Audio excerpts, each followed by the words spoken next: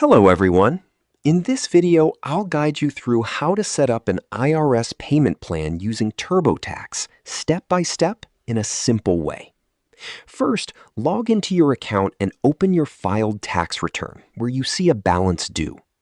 Once there, go to the Payment section and select the option for Payment Plan or Installment Agreement.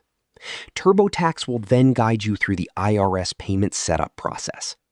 Next, choose the type of plan you need, usually a short-term or long-term installment plan, depending on how much you owe.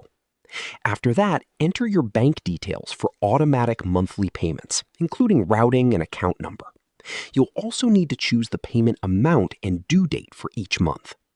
Carefully review all terms, including interest and any setup fees from the IRS.